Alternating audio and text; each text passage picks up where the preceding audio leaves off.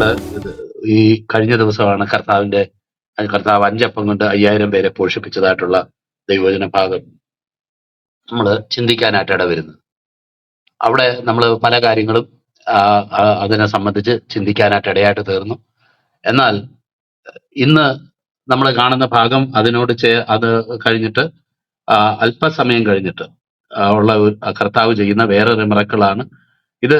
രണ്ടും ഒരേ മിറക്കിളാണ് എന്നും നമ്പറിലുള്ള വ്യത്യാസങ്ങൾ മാത്രമേ ഉള്ളൂ എന്നുമൊക്കെ വാദിക്കുന്ന ആൾക്കാരുണ്ട്. അങ്ങനെ പറയുന്ന ചില വേദപണ്ഡിതന്മാരും ഉണ്ട്. എന്നാൽ നമ്മളിവിടെ സൂക്ഷിച്ച് നമ്മൾ നോക്കുകയാണെങ്കിൽ കർത്താവ് ചെയ്ത നേരത്തെ ചെയ്ത 5 അപ്പം കൊണ്ട് 5000 പേരെ പോഷിപ്പിച്ച കാര്യം അല്ല പറയുന്നത്. മറിച്ച് ഇത് തികച്ചും വ്യത്യസ്തമായിട്ടുള്ളതും തികച്ചും വ്യത്യസ്തമായിട്ടുള്ളൊരു സ്ഥലത്തും ഒക്കെ ചെയ്യുന്ന ഒരു അത്ഭുതമാണ് എന്ന് നമുക്ക് കാണാനായിട്ട് കഴിയും. അത് ശ്രദ്ധിച്ച് നമ്മൾ വായിക്കുമ്പം അതിന്റെ സിമിലാരിറ്റീസ് എന്തായിരുന്നു, ഡിഫറൻസസ് എന്തായിരുന്നു എന്നുള്ളത് നമുക്ക് വ്യക്തമായിട്ട് കാണാനായിട്ട് കഴിയും. അത് ആദ്യം നമ്മൾ അത് കാണുന്നത് അത് കർത്താവ് നേരത്തെ അത്ഭുതം ചെയ്തത് ബേത്സയിദയ്ക്ക് അടുത്ത് വെച്ച് ഉള്ള ഒരു അകത്തേക്ക് പോയ ഒരു സ്ഥലത്തായിരുന്നു. അബ്രഹാം പാസ്റ്റർ പറഞ്ഞ പോലെ തന്നെ അദ്ദേഹം പറഞ്ഞ അതേ കാര്യം ഞാനും അറിയാതെ പറഞ്ഞു എന്നുള്ളതാണ് എനിക്കും തോന്നുന്നത്. റീപ്ലേ കേട്ടാൽ അറിയാം. ഞാനും 3 ദിവസം എന്നുള്ളത് ഈ ഭാഗത്തെ ഓർമ്മയ്ക്ക് രണ്ടും കൂടെ മിക്സ് ആയി പോയതാണെന്ന് തോന്നുന്നു. ഞാനും അങ്ങനെ 3 ദിവസം എന്ന് പെട്ടെന്ന് പറഞ്ഞു എന്നാണ് എൻ്റെ ഒരു ഓർമ്മ. അങ്ങനെ ആരെങ്കിലും വിചാരിച്ചിട്ടുണ്ടെങ്കിൽ ക്ഷമിക്കണമേ. ആദ്യം കർത്താവ് പറയും ഈ അത്ഭുതം ചെയ്യുമ്പോൾ 1 ദിവസം എന്നുള്ളതാണ് നമ്മളവിടെ വായിക്കുന്നത്. എന്നാൽ ഈ 3 ദിവസം എന്ന് ഇവിടെ നമ്മൾ കാണുന്നുണ്ട്. അപ്പം ആ സ്ഥലങ്ങൾ തന്നെ വ്യത്യസ്തമായ സ്ഥലങ്ങളിൽ വെച്ചാണ്. ഒന്ന് ബെത്സയിദയ്ക്ക് അടുത്ത് വെച്ചും പിന്നെ ഒന്ന് ദെക്കപ്പൊലീസ് ദെക്കപ്പൊലീസ് എന്ന് പറയുമ്പോൾ നമുക്കറിയാമല്ലോ 10 പട്ടണങ്ങൾ ചേർന്നുള്ള യോർദാന്റെ അക്കരെ ഈ കഫർനഹൂമിനും ഇതുപോലൊക്കെയുള്ള സ്ഥലങ്ങൾക്ക് അക്കരെയുള്ള വടക്ക് കിഴക്കായിട്ടുള്ള സ്ഥലമാണ് ഉദ്ദേശിക്കുന്നത് എന്ന് കർത്താവിന്റെ ദാസൻ ഓൾറെഡി പറഞ്ഞല്ലോ. 5 അപ്പവും 2 മീനുമാണ് നേരത്തെയുള്ള ഭാഗത്ത് നമ്മൾ കാണുന്നത്. എന്നാൽ 7 അപ്പവും കുറെ ചെറിയ മീനുമെന്ന് നമ്മൾ വായിക്കുന്നു. മാത്രമല്ല തിന്ന പുരുഷാരത്തിന്റെ കണക്ക് വായിക്കുമ്പോൾ 5000 എന്നും ഇവിടെ നമ്മൾ 4000 പേര് എന്നും കാണുന്നുണ്ട്. നേരത്തെ പറഞ്ഞ സ്ഥലത്ത് 12 ബാസ്കറ്റ്സ് ഫുൾ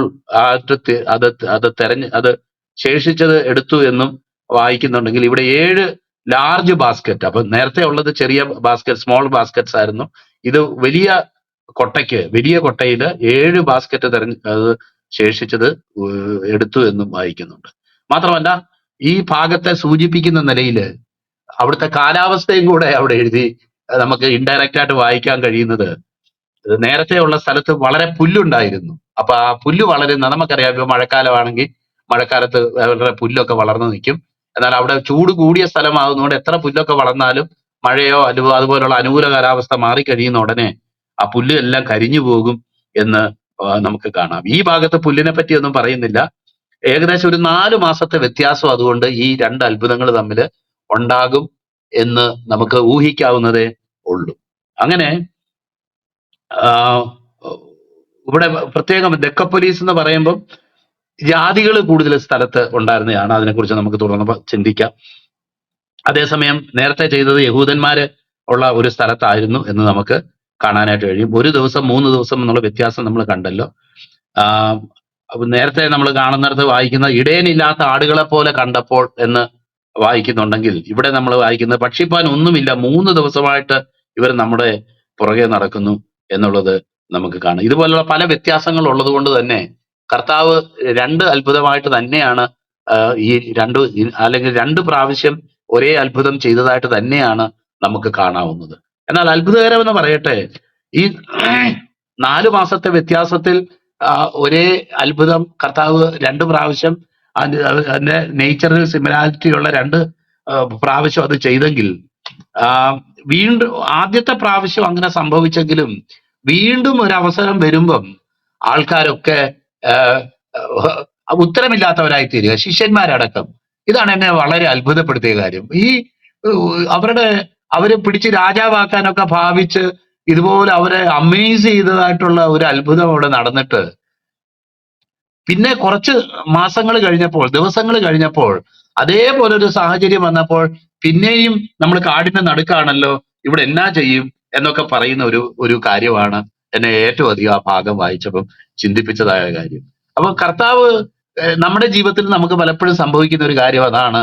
കർത്താവ് പലപ്പോഴും പല കാര്യങ്ങളിലും നമ്മൾ ഇടപെട്ടിട്ടുണ്ടെങ്കിലും നമുക്ക് ഇന്ന് പിന്നെ അതുപോലൊരു സാഹചര്യം വന്നാൽ നമുക്ക് പെട്ടെന്ന് അവിശ്വാസമാണ് ഉണ്ടാവുന്നത്. ഓ, ഇനി എന്തോ ചെയ്യും. അന്ന് ചിലപ്പം അന്ന് വലിയ അത്ഭുതം എന്നൊക്കെ പറഞ്ഞ് നമ്മള് വലിയ സാക്ഷ്യമൊക്കെ വലിയ വായിലൊക്കെ പറഞ്ഞിട്ടുണ്ടെങ്കിൽ തന്നെ നമ്മുടെ ഉള്ളിന്റെ ഉള്ളിൽ അത് ഒരുപക്ഷെ അത്ഭുതമൊന്നും ആയിരിക്കും, ആകസ്മികമായിട്ട് അങ്ങനെ അങ്ങ് ബൈ ചാൻസസ് സംഭവിച്ചതായിരിക്കും എന്നൊരു ഒരു ഒരു ഒരു ചിന്ത കൂടെ ഉള്ളിന്റെ ഉള്ളിൽ എവിടെയെങ്കിലും ഉള്ളത് കൊണ്ടായിരിക്കാം പലപ്പോഴും നമ്മൾ രണ്ടാമത് അതുപോലെ ഒരു സാഹചര്യം വരുമ്പം പലപ്പോഴും കർത്താവിന് എന്നെ ഇതിങ്ങനെ നടത്തിയ എന്റെ കർത്താവിന് എന്നെ ഈ സാഹചര്യത്തിൽ നടത്താൻ കഴിയും എന്ന് നമ്മൾ വിശ്വസിക്കുന്നതിൽ നമുക്ക് വളരെ പ്രയാസമുണ്ട്. അങ്ങനെ നമുക്ക് കർത്താവിനെ അങ്ങ് കടന്ന് വിശ്വസിക്കുന്നതിൽ പ്രയാസമുണ്ട്. എത്രയോ ജീവിതത്തിൽ ദൈവത്തിന്റെ കരം അനുഭവിച്ചിട്ടുള്ള ദൈവജനം തന്നെ പിന്നെ അതുപോലൊരു സാഹചര്യം വരുമ്പം ഇപ്പൊ ഞാൻ എന്തു ചെയ്യും എന്ന് വിഷമിക്കുന്ന അവസ്ഥ, അത് ഭയങ്കര ഭീകരമായിട്ടുള്ള ഒരവസ്ഥയാണ്. കാരണം അതുകൊണ്ടാണ് കർത്താവ് പറഞ്ഞത് അപ്പം തിന്ന് തൃപ്തരായതുകൊണ്ട് അത്രേ, അടയാളം കണ്ടതുകൊണ്ടല്ല. കാരണം ഈ അപ്പം തിന്ന് തൃപ്തരായി, എന്നാൽ ഈ അപ്പം കൊടുത്ത ഈ കർത്താവിന് അവരോടുള്ള സ്നേഹവും ദൈവത്തിന് അവരോടുള്ള അവരുടെ ജീവിതത്തിലുള്ള ഉദ്ദേശവും മനസ്സിലാക്കാത്തത് കൊണ്ട് പലപ്പോഴും ദൈവത്തെ കടന്ന് വിശ്വസിക്കാനായിട്ട് കഴിയുന്നത്. നമുക്കറിയാം, ഇസ്രായേൽ മക്കൾക്ക് വെള്ളം കിട്ടിയ സ്ഥലത്തും നമ്മൾ ഇതുപോലെ തന്നെ വായിക്കുന്നുണ്ട്. ആദ്യം പറയുന്നത് നീ പാറയെ അടിക്ക എന്ന് പറയുകയും അങ്ങനെ നമ്മൾ പുറപ്പാട് പുസ്തകം 17-ാം അധ്യായത്തിൽ വായിക്കുമ്പോൾ അവിടെ പാറയിൽ നിന്ന് 16-ാം അധ്യായത്തിലോ 17-ാം അധ്യായം പാറയിൽ നിന്ന് വെള്ളം പുറപ്പെടുന്നത് നമുക്ക് കാണാനായിട്ട് കഴിയും. അതുപോലെ ഒരു സാഹചര്യം തുടർന്ന് നമ്മൾ സംഖ്യാപുസ്തകത്തിലും നമ്മൾ വായിക്കുന്നുണ്ട്.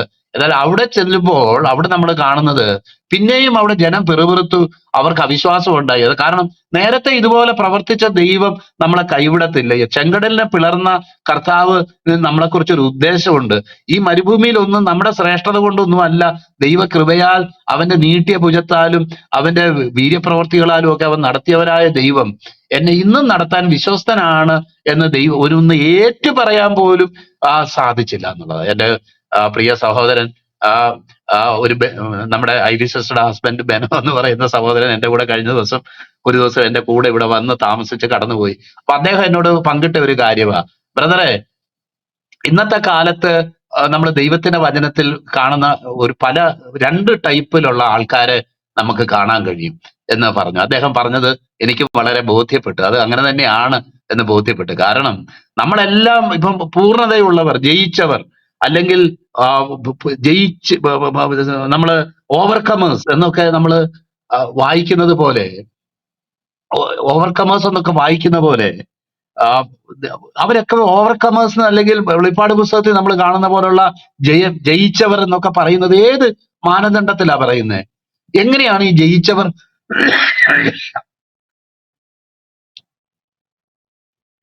എന്നൊക്കെ പറയാൻ കഴിയുന്നത്? എന്തൊക്കെ ജയിച്ചവരുടെ കാര്യമാ? ചിലർ പറയുന്ന പോലെ ചില ലൈംഗികമായ ചില വിഷയങ്ങളിൽ ജയിച്ചു ഇതുവരെ വീണു പോയിട്ടില്ല എന്നുള്ള അർത്ഥത്തിലാണോ? അല്ലെങ്കിൽ വിവാഹം കഴിക്കാത്തവരെന്നാണോ? അല്ലെങ്കിൽ വേറെ ഏതാണ് ഇതിന്റെ നിലവാരം ഈ ജയിച്ചവരുടെ? അല്ലെങ്കിൽ എന്നൊക്കെ നമ്മൾ ചിന്തിക്കുമ്പം വചനത്തിൽ നിന്ന് നമുക്ക് അതങ്ങനെ എളുപ്പത്തിൽ ഇന്നതാണ് ആ ജയത്തിന്റെ ഡാറ്റം, അല്ലെങ്കിൽ അതിന്റെ ഒരു സ്റ്റാൻഡേർഡ് ഇത്രയാണ് എന്ന് നമുക്ക് പറയാനായിട്ട് പലപ്പോഴും സാധിക്കത്തില്ല. എന്നാൽ അവിടെ നിന്ന് നമുക്ക് മനസ്സിലാക്കാൻ കഴിയുന്ന ഒരു കാര്യമുണ്ട്.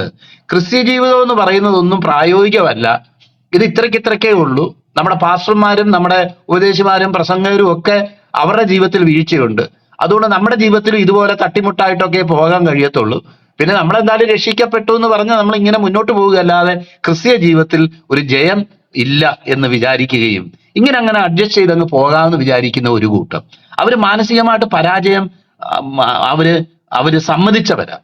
അവര് പെട്ടിട്ടുണ്ടെന്നല്ല പറഞ്ഞേ, എന്നാൽ പരാജയപ്പെടുകയേ ഉള്ളൂ, ഇങ്ങനെയൊക്കെ പോകാൻ കഴിയത്തുള്ളൂ, കർത്താവ് പറഞ്ഞ പല കാര്യങ്ങളും നിവർത്തിക്കാനായിട്ട് കഴിയേല എന്ന് വിചാരിക്കുന്ന ഒരു കൂട്ടം ആൾക്കാര്. അതുപോലെ തന്നെ നമുക്ക് കാണാൻ കഴിയും പൗലോസ്ലിയായുടെ ആറ്റിറ്റ്യൂഡ് എന്തായിരുന്നു. അദ്ദേഹം പറയുന്നത് എന്റെ പിമ്പിലുള്ളത് മറന്നും മുമ്പിലുള്ളതായിട്ട് ആഞ്ഞും കൊണ്ട് ക്രിസ്തുവേശുവിൽ പരമവിളിയുടെ വിരുദിന് വേണ്ടി ഞാൻ ലാക്കിലേക്ക് ഓടുന്നു എന്ന് പറയുന്ന വാക്കുകളാണ് നമുക്ക് കാണാനായിട്ട് കഴിയുന്നത്. അപ്പോൾ എന്തായിരുന്നു അദ്ദേഹം പറഞ്ഞത്?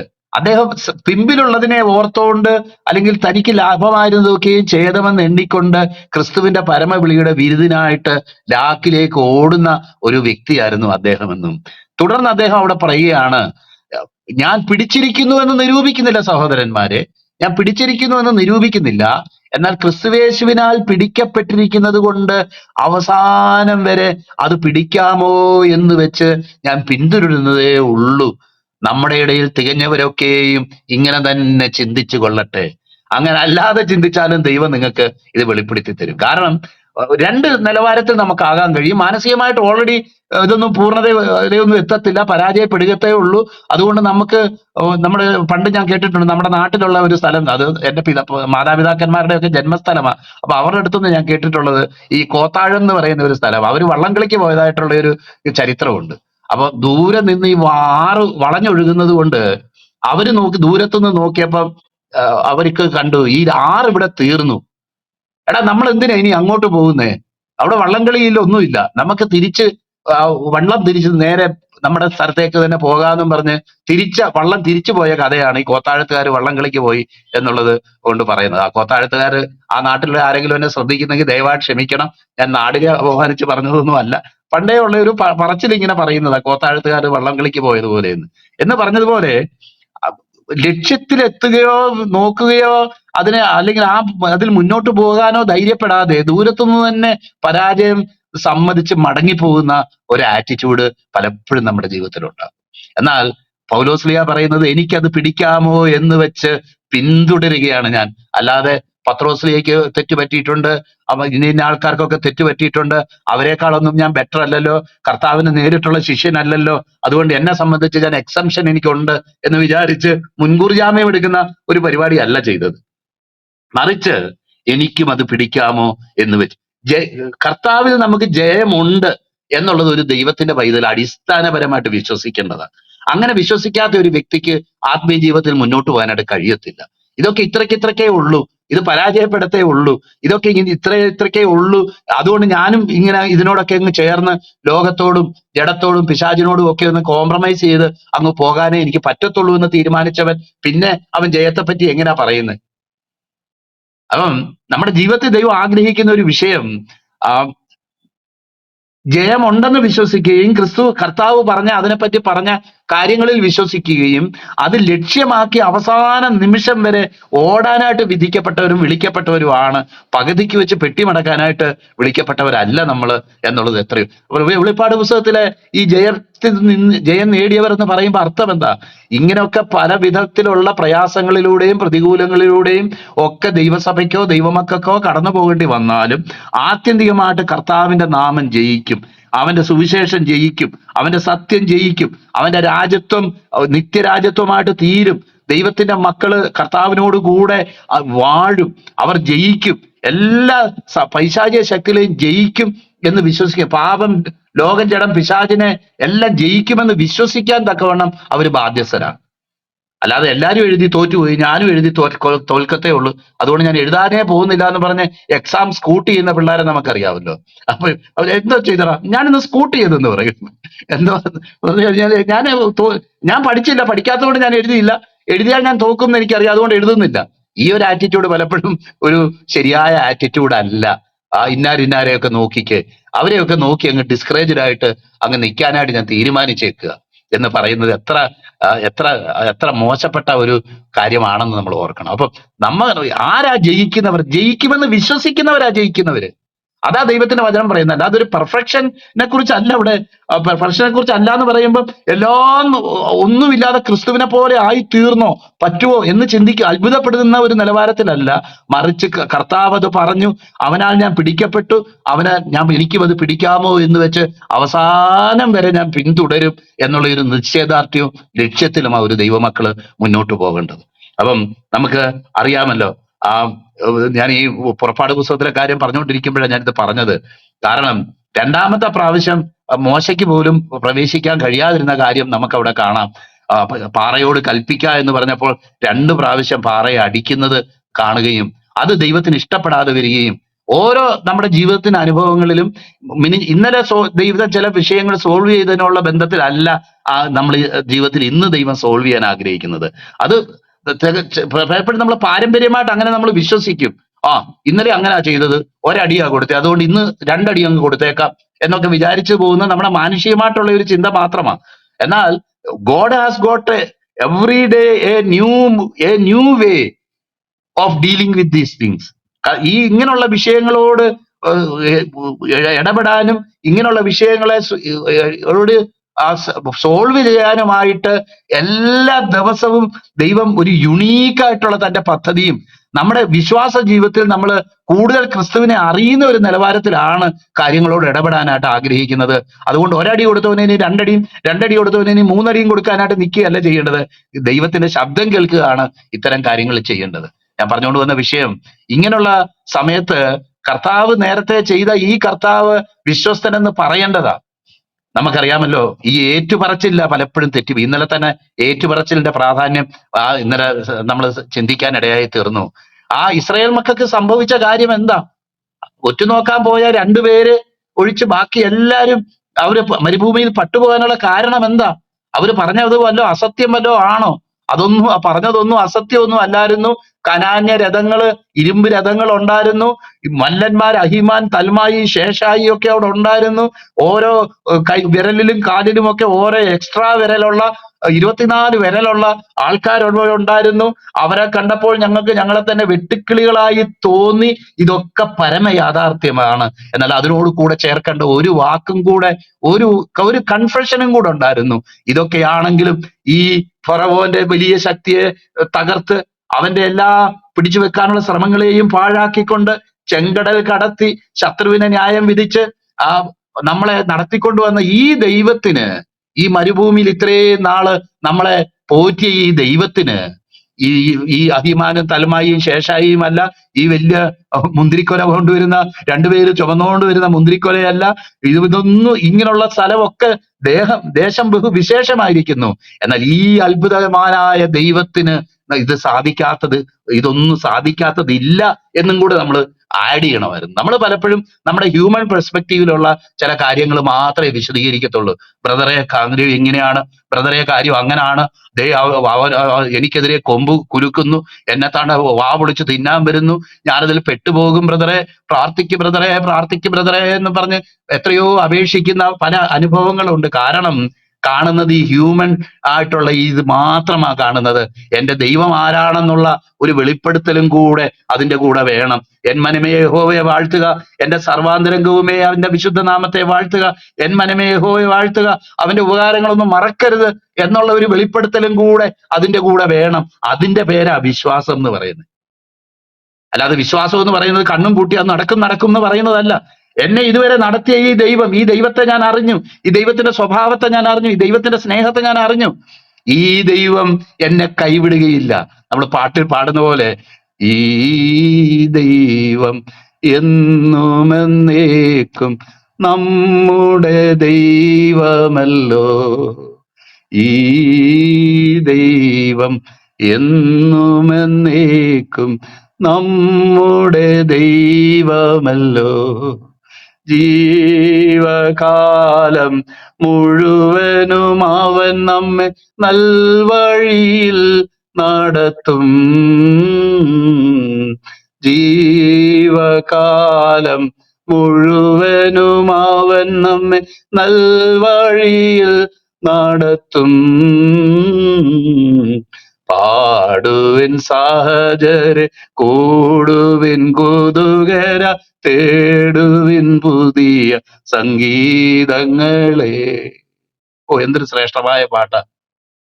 ഇടയ്ക്കൊക്കെ ഞാനിങ്ങനെ മൂളിപ്പാട്ട് പാടി തടയും. ഈ ദൈവം എന്നുവന്നേക്ക് നമ്മളെ വഴി നടത്തും. പ്രിയപ്പെട്ടവരെ, പ്രതിസന്ധികൾ ഉണ്ടാകാം, അതിന്റെ സൊല്യൂഷനും ഡിഫറെന്റ് ആകാം. ഇന്നലെ നടത്തിയ പോലെ തന്നെ ആകണമെന്നില്ല. എന്നാൽ ദൈവത്തെ കേൾക്കുകയും ദൈവശബ്ദം കേൾക്കുകയും ചെയ്യുന്ന ദൈവഭക്തന്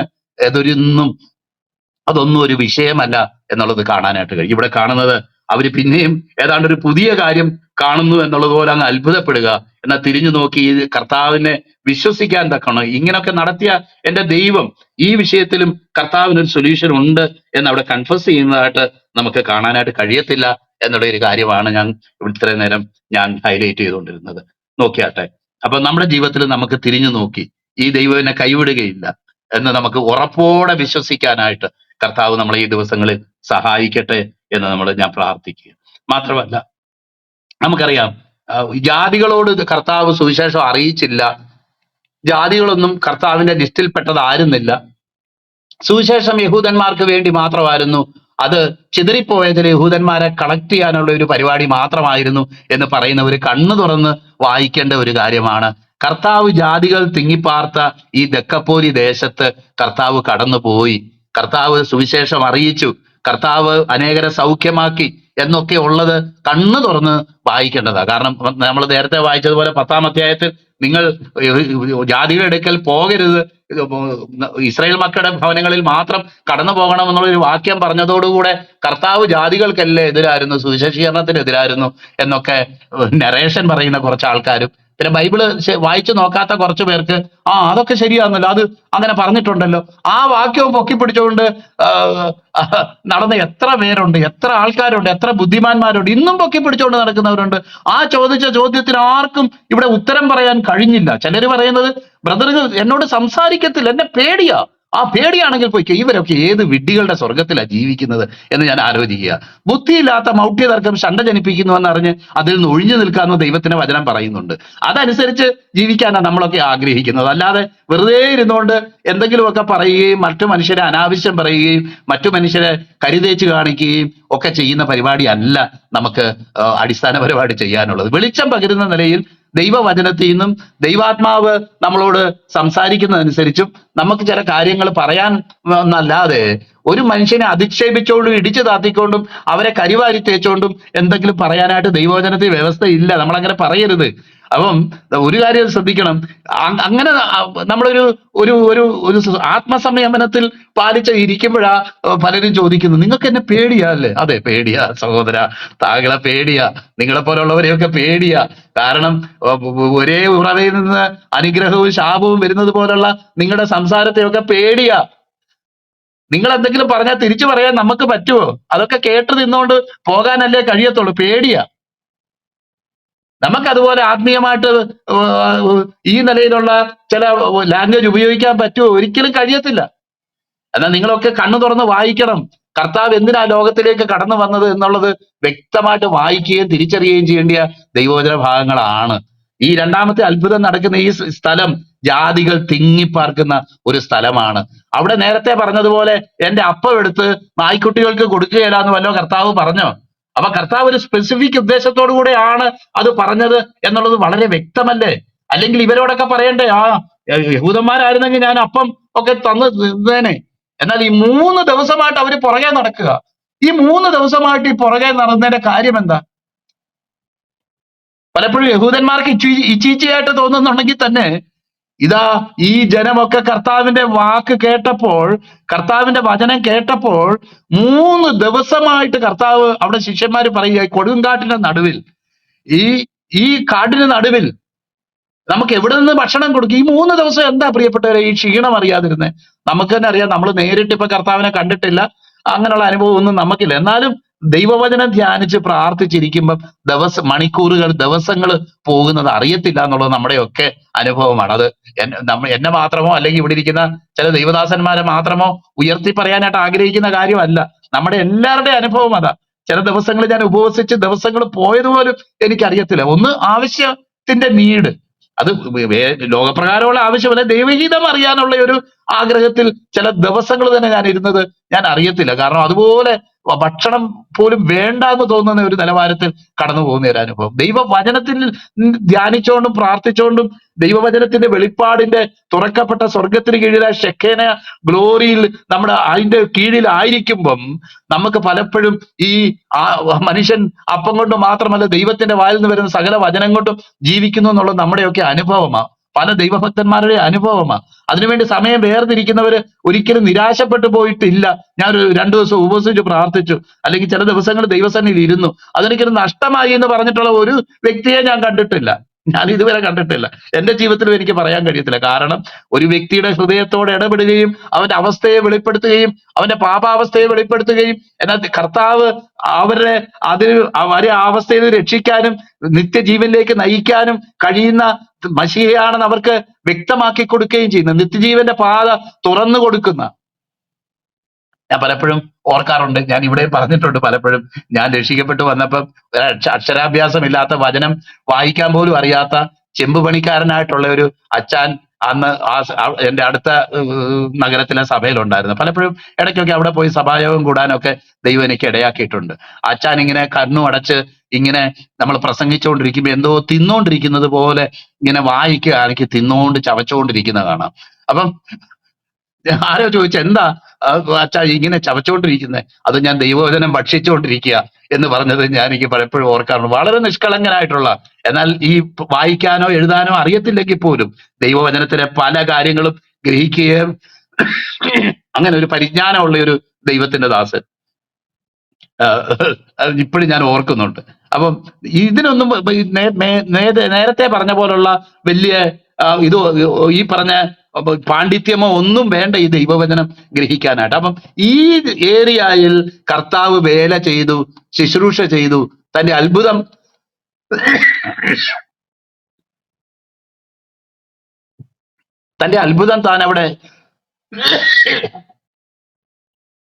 താൻ അവിടെ നിവർത്തിച്ചു എന്ന് നമുക്ക് കാണുമ്പോൾ എത്ര നമുക്ക്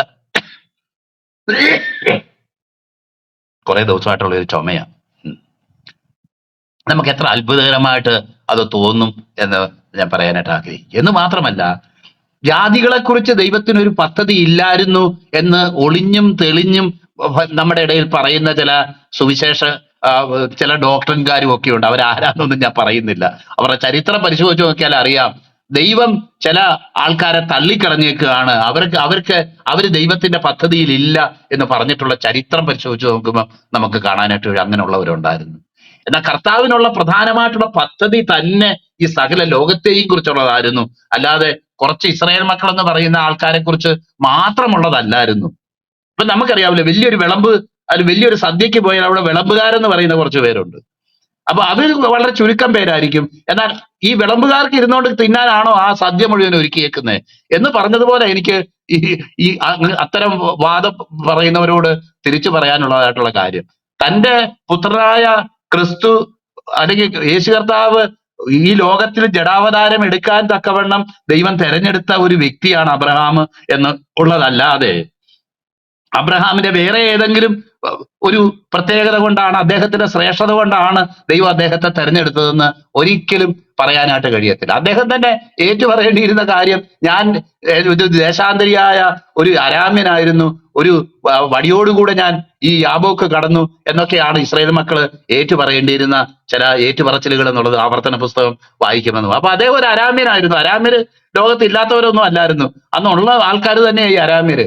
അല്ലാതെ അവരുടെ രക്തത്തിന്റെ ശ്രേഷ്ഠത, രക്തം അങ്ങ് പ്യൂരിഫൈ ചെയ്ത് വേറൊരു ഗ്രൂപ്പാക്കി മാറ്റി അങ്ങനെ യഹൂദ രക്തം എന്നൊക്കെ പറഞ്ഞു നടക്കുന്ന ഈ കാര്യങ്ങൾ അറിയാതെ കഥയറിയാതെ ആട്ടം കാണുന്ന കുറെ ആൾക്കാരുണ്ട്. ഇവിടെ രക്തമൊന്നും അല്ല കാര്യം, ഇവിടെ രക്തത്തിന്റെ വിശുദ്ധി അല്ല കാര്യം, എന്നാൽ വിശ്വാസത്തിന്റെ വിശുദ്ധി അവിടുത്തെ പ്രധാനപ്പെട്ട കാര്യം. വചനത്തിൽ നമുക്ക് കാണാനായിട്ട് കഴിയും. അപ്പൊ വിശ്വാസത്തിന്റെ വിശുദ്ധിയാണ് ഇന്നും കർത്താവ് നോക്കുന്ന, ഈ വിശ്വാസത്തിന്റെ വിശുദ്ധി തന്നെയാണ്. വിശ്വാസത്തിലാണ് നമ്മൾ ആ ദൈവഹിത പ്രകാരം ദൈവം നമുക്ക് വേണ്ടി മുന്നൊരുക്കിയതായിട്ടുള്ള, ദൈവം നമ്മൾ അറിയാൻ ആഗ്രഹിക്കുന്നതായിട്ടുള്ള തന്റെ പുത്രനെ കുറിച്ചുള്ള സുവിശേഷം അറിയാനും അത് ഏറ്റെടുക്കാനുമായിട്ട് ദൈവം ആഗ്രഹിക്കുന്നത്. അല്ലാതെ നിന്റെ രക്തം ഒന്ന് പരിശോധിക്കാൻ, അങ്ങനെയാണെങ്കിൽ രക്തം പരിശോധിക്കാനുള്ള ലാബ് കർത്താവ് ലോകം മുഴുവൻ കിട്ടാൻ പോരായിരുന്നു. രക്തശുദ്ധി പറയുന്നവര് എന്ത് അർത്ഥത്തിലാണ് ഇതൊക്കെ പറയുന്നതെന്നുള്ളത് നമുക്ക് മനസ്സിലാകുന്നില്ല. നോക്കിയാട്ടെ, ഈ കർത്താവ് എന്തുമാത്രം അവരെ സ്നേഹിക്കുക, ഈ സുവിശേഷം വെളിപ്പെടുത്താനും സകല ലോകത്തിനും വേണ്ടതായിട്ടുള്ള ഈ ദൈവത്തിന്റെ ആ രക്ഷ അറിയാനും തക്കവണ്ണം ദൈവം ഒരുക്കിയ അല്ലെങ്കിൽ ദൈവം അതിനുവേണ്ടി തയ്യാറാക്കിയ ചില വ്യക്തികൾ മാത്രമാണ് ഇസ്രായേൽ മക്കളെന്നും, എന്നാൽ അവരിൽ കൂടുതൽ പേരും വിശ്വസിച്ചില്ല, കുറച്ചു പേർക്കൊക്കെ വിശ്വസിക്കാനായിട്ട് കഴിഞ്ഞുള്ളൂ എന്നുള്ളതും നമുക്കറിയാം. എന്നാൽ അതൊന്നും അവരുടെ വിശ്വസ്തതയോ അവിശ്വസ്തതയോ ദൈവത്തിന് തടസ്സമായി തീർന്നില്ല. ചിലര് വിശ്വസിച്ചില്ല എങ്കിൽ ദൈവത്തിന്റെ വിശ്വസ്തതയ്ക്ക് നീക്കം വരുമോ എന്ന് റോമർ 9 പൗലോസ് അപ്പോസ്തലൻ ചോദിക്കുന്നതിനെ നമുക്ക് കാണാം. കാരണം അബ്രഹാമിന്റെ മക്കളെല്ലാം അവകാശികളാകത്തില്ല, ഇസ്രായേൽ മക്കളെല്ലാം വാഗ്ദത്തത്തിന് അവകാശികളാകത്തില്ല എന്ന് വ്യക്തമായി പറയുന്ന കാര്യം നമുക്ക് അവിടെ കാണാനായിട്ട് കഴിയുമല്ലോ. നോക്കിയാട്ടെ, കർത്താവ് ഇവരെ സ്നേഹിച്ചു. കർത്താവ് ലോകത്ത് ജീവിച്ചിരുന്ന സമയത്ത് ഒരു ഡിസ്ക്രിമിനേഷനും ഈ സുവിശേഷത്തോടുള്ള ബന്ധത്തിൽ ആരോടും വെച്ചിരുന്നില്ല എന്ന് പറയാനാണ് ഞാൻ ഈ സമയത്ത് ആഗ്രഹിക്കുന്നത്.